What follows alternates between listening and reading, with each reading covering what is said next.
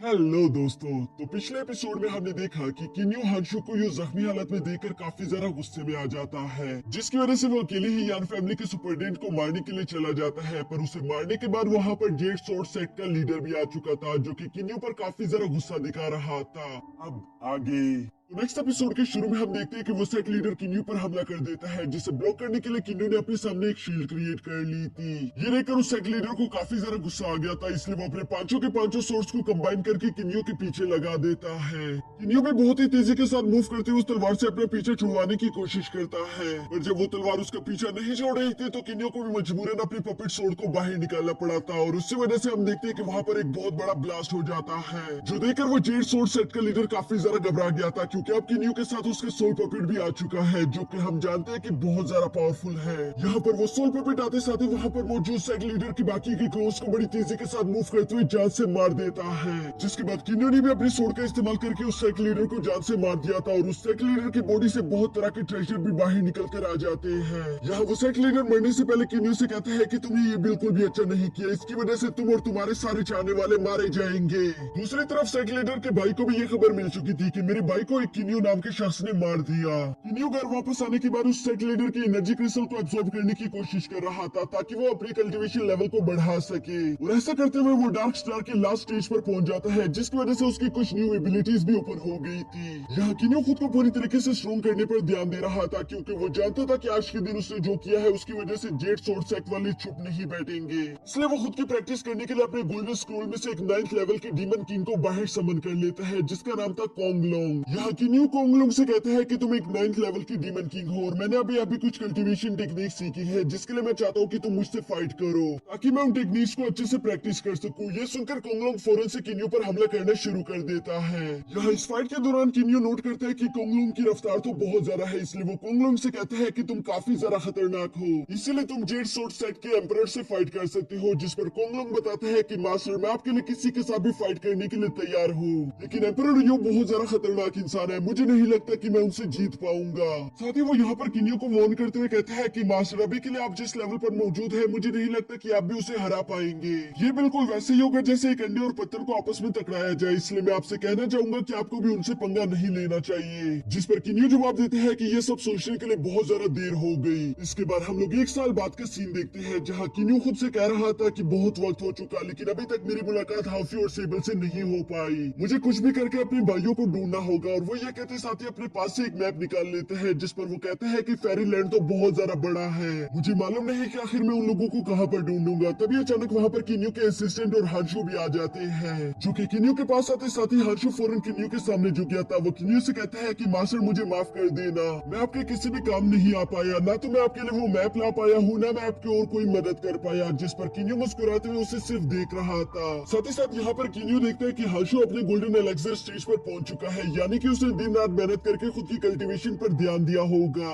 ये देखकर किन्यू को हांशु की हार्ड वर्क काफी ज्यादा अच्छा लगता है, इसलिए वो हांशु से कहते हैं कि याद है तुमने आज से 1 साल पहले मुझसे कुछ कहा था, तुम मेरे स्टूडेंट बनना चाहती थी, तो क्या अब भी तुम उसके लिए तैयार हो? जो सुनकर तो हांशु की खुशी का ठिकाना ही नहीं रहता, और इसलिए वो कहते हैं कि यस मास्टर, मैं अभी भी आपका स्टूडेंट बनने के लिए पूरी तरीके से तैयार हूँ। ये सुनकर किन्यू कहता है ठीक है, फिर आज से तुम मेरे नए डिसिपल हुए, और आज के बाद तुम मेरे साथ ही ट्रेनिंग करोगे। जिसके बाद हम देखते हैं कि किन्यू ने हांशु की ट्रेनिंग शुरू करवा दी थी, और वो उसे सख्त से सख्त ट्रेनिंग करवा रहा था, जबकि हांशु भी अपनी पूरी मेहनत कर रहा था। इसके बाद यूं ही समय गुजरता जा रहा था, और हम देखते हैं कि यहाँ हांशु और मिस लिन एक दूसरे के काफी ज्यादा करीब आ चुके थे। हांशु उसके लिए बाजार से एक बहुत ही ज्यादा खूबसूरत स्टोन खरीदता है, लेकिन तभी अचानक हांशु की नजर वहाँ पर हान मिंग पर पड़ गई थी, जिसे वापस यहाँ पर देखकर हांशु थोड़ा सा हैरान जरूर हो गया था, क्योंकि उसे पनिशमेंट के तौर पर यहाँ से दूर भेजा गया था। इसलिए हांशु चुपके से हान मिंग को फॉलो करना शुरू कर देते हैं, और वो चुप चुप कर हान मिंग की सारी बातें सुन रहा था। जहाँ हान मिंग एक लड़की को बताता है कि ग्रैंडपा ने मुझे यहाँ से दूर पनिशमेंट के लिए नहीं भेजा था, बल्कि उन्होंने यहाँ से मुझे दूर भेजा था क्योंकि ये सब उनके प्लान में शामिल था। वो सिर्फ किन्यू का भरोसा जीतना चाहते थे, ताकि वो किन्यू को पूरी तरीके से खत्म कर सके। ये सुनकर वो लड़की कहती है कि आप इस तरह की बातें क्यों कर रहे हो, हम जानते हैं कि किन्यू को कोई भी खत्म नहीं कर सकता। साथ ही साथ आपके ग्रैंडपा ने कहा था कि हमें किन्यू का पूरी तरीके से ख्याल रखना चाहिए, इससे पहले कि वो गुस्सा हो जाए। जिस पर हानमिंग कहते हैं कि नहीं नहीं, ये तो हमारी ग्रैंडपा की सिर्फ एक चाल थी, वो तो किन्यू को सिर्फ एक चाकू की तरह इस्तेमाल कर रहे थे, ताकि ताकि वो यान फैमिली को खत्म करके जेड सोर्ड सेक्ट में अपनी जगह ले सके। ये सुनकर हांशु को सब समझ आ जाता है, इसलिए वो अपनी ग्रैंडपा की बातें सुनने के लिए भी अपने सोल आई का इस्तेमाल करता है, जहाँ वो देखता है कि उसके ग्रैंडपा जेड सोर्ड सेट के नए लीडर के साथ बातें कर रही थी और वो नया लीडर यहाँ पर उसके ग्रैंडपा को बताता है कि किन्यू को पकड़ने के लिए 3 एल्डर्स आ रहे हैं। साथ ही साथ वो लोग अपने साथ एक बहुत बड़ी आदमी भी लेकर आ रहे हैं, जिसके बाद वो लोग किन्यू को पकड़कर जान से मार डालेंगे। और इस काम में मिंग हान तुम हमारी मदद कर रहे हो, इसलिए हम तुम्हारी लू फैमिली को एक बहुत बड़ा इनाम देंगे।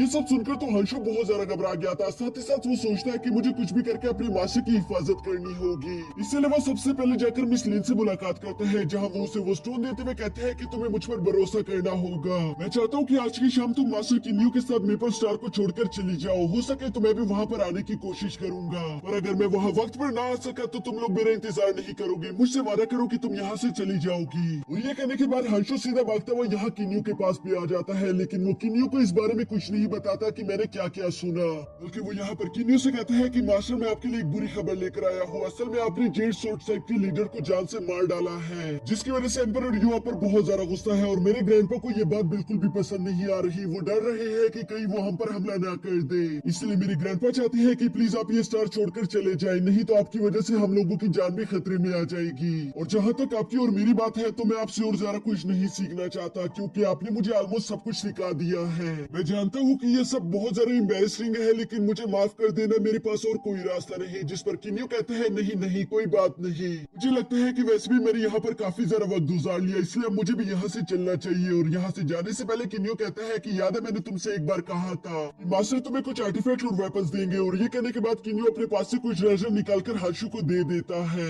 यहाँ ट्रेजर्स को लेने के बाद हांशु बड़ी तेजी के साथ जाकर किन्यू से कहते हैं कि मास्टर आपने मुझसे ये भी कहा था कि आप मुझे हेवन ब्रेकिंग सोर्ड आर्ट भी सिखाओगे, लेकिन आपने अभी तक वो मुझे नहीं सिखाया, तो क्या आप जाने से पहले वो सोर्ड आर्ट मुझे दे सकते हो? जिस पर किन्यू से कहते हैं कि नहीं वो बहुत ज्यादा खतरनाक है, तुम उससे खुद सीख नहीं पाओगे। लेकिन हांशु से कहते हैं कि मैं खुद पर बहुत ज्यादा मेहनत करूंगा, मैं खुद को स्ट्रॉन्ग करने के बाद ही उसे प्रैक्टिस करूंगा। और यहाँ यूं ही थोड़ी देर के इंसिस्ट के बाद किन्यू भी इस बात के लिए एग्री हो गया था, जिसकी वजह से वो उसे हेवन ब्रेकिंग सोर्ड आर्ट तो दे देता है, लेकिन वो उसे कहते हैं कि इसे यूं ही प्रैक्टिस मत करना, नहीं तो इससे तुम्हारी जान चली जाएगी। जब एक बार तुम ज्यादा स्ट्रॉन्ग हो जाओ तभी धीरे धीरे करके इसे प्रैक्टिस करना। और ये सब कहने के बाद किन्यू वहाँ से टेलीपोर्टेशन अरे की तरफ निकल जाता है, क्योंकि वो इस स्टार को छोड़कर जाने वाला था। जबकि यहाँ किन्यू के जाने के बाद हम देखते हैं कि हांशु काफी ज्यादा इमोशनल हो गया था, उसे अपने मास्टर के जाने का बहुत ज्यादा दुख था, लेकिन वो ये सब किन्यू को नहीं बताना चाहता था, नहीं तो किन्यू उसके साथ यहीं पर रुककर फाइट करेगा। इसके बाद हांशु फौरन अपने ग्रैंडपा और जेड सोर्ड सेक्ट के लीडर के पास भी आ जाता है, जहाँ वो उन्हें बताता है कि किन्यू इस स्टार को छोड़कर चला गया।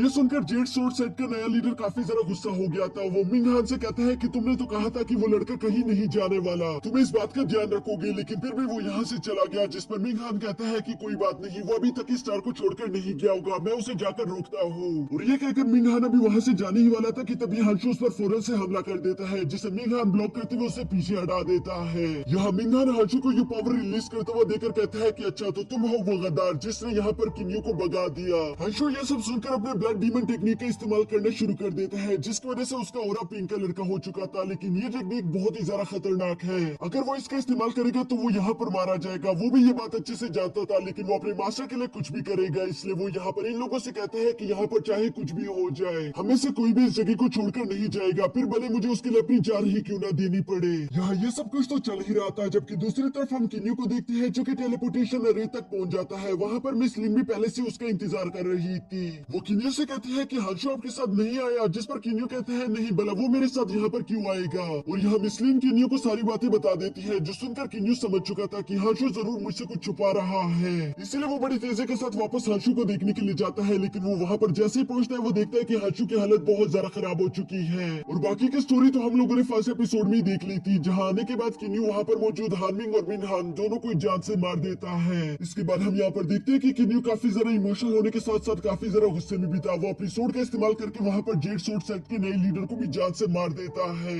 जिसके बाद वो मिस लिन से कहते हैं कि हांशु की हालत बहुत ज्यादा खराब है, मैं तुम लोगों को अपनी स्पिरिचुअल मेंशन में भेज रहा हूँ, तुम लोग वहाँ पर मेरा इंतजार करना। और ये कहने के बाद वो उन दोनों को अपनी स्पिरिचुअल मेंशन में भेज देता है। जिसके बाद हम देखते हैं कि तभी अचानक वहाँ किन्यू के सामने एक पोर्टल ओपन हो गया था, जहाँ किन्यू देखता है कि उसके सामने कुछ लोग खड़े थे जो कि शायद उस पर हमला करना चाहते हैं। ये देखकर किन्यू भी खुद को फाइट के लिए तैयार कर लेता है। और इसी के साथ हमारा ये एपिसोड भी यहीं पर खत्म हो जाता है।